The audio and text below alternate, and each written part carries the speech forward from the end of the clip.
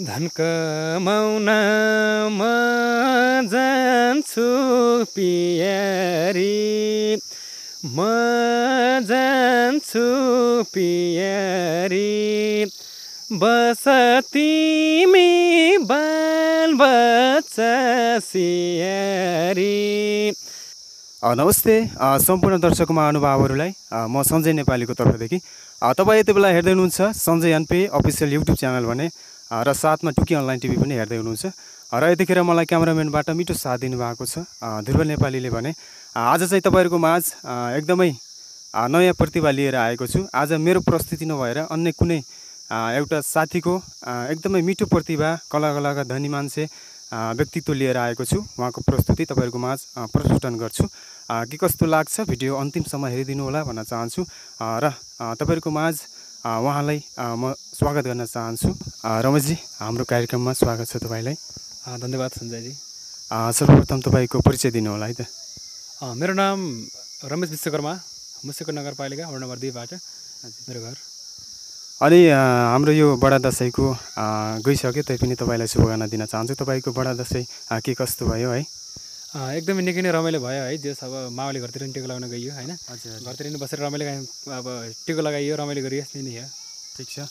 हाम्रो दर्शक महानुभाव एकदमै आतुरमा हुनुहुन्छ रमेशजीको स्वर सुन्नको लागि। तपाईँको गीत के कस्तो गाउनुहुन्छ, योभन्दा पहिलाको बसाइ पनि तपाईँ एकचोटि मसँग भेट हुनुभएको थियो है? हजुर हजुर, पक्कै पनि। अहिले लगत्तै तपाईँको कमेन्ट अनुसार उहाँलाई फेरि म पुनः हाम्रो यो प्रतिभाको खोजीमा फेरि स्वागत गर्दछु। आजको उहाँको गीत कस्तो लाग्छ है, एकचोटि सबैले सुनेर साथ दिनु होला भन्न चाहन्छु। रमेशजी, हाम्रो दर्शक महानुभाव एकदमै आतुरमा हुनुहुन्छ, एउटा गीत सुरु गरिदिनुहोस् है त। हस्। धन कमाउन म जान्छु पियारी, म जान्छु पियारी, बस तिमी बालबच्चा सियारी, सरर लठा काटेर बाँचे घर फर्काउला निर्माया, पसिनाले पैसा साटेर बाँचे घर फर्काउला निर्माया, पसिनाले पैसा साटेर। धन्यवाद। एकदमै राम्रो गीत गाउनुभयो है। स्वदेश विदेशमा बस्नुहुने दाजुभाइहरूको लागि एकदमै मेल खाने गीत है। एकदमै मर्मस्पर्शी गीत गाउनुभयो। कस्तो गाए जस्तो लाग्यो?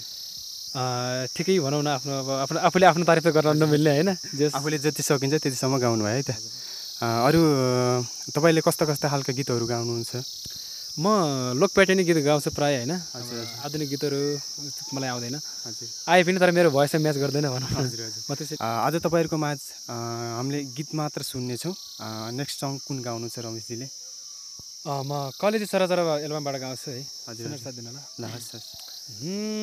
तिम्रै हातले बुनेको स्वेटर, बुट्टा पनि रहेछ नि 2 थर, कलेजी चराचर होइसनी यति माया लाउँदैन र, यति माया लाउँदैन र, बुनेको स्वेटर, बुट्टा पनि रहेछ नि 2 थर, कलेजी चराचर होइसनी यति माया लाउँदैन र, तिम्रो यति माया लाउँदैन र।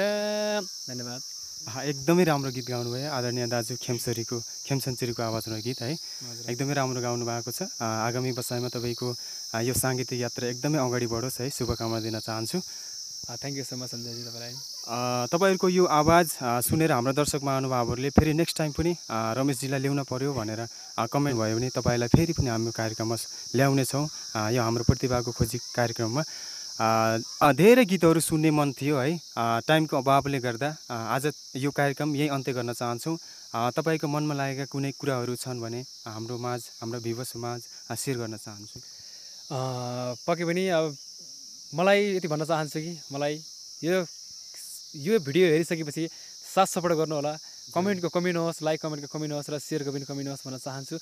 यति भन्छु कि तपाईँहरूको कमेन्ट भनेको मेरो लागि एउटा सफलता हो। त्यो सफलता पक्कै पनि हुनेछ भन्ने आशा लागिरहेको छ र भोलिको बसाइमा पनि तपाईँहरूको माझ यस्तै गरी आउनेछु र मलाई साथ सपोर्ट गर्नु होला, हौसला दिनु होला भन्न चाहन्छु।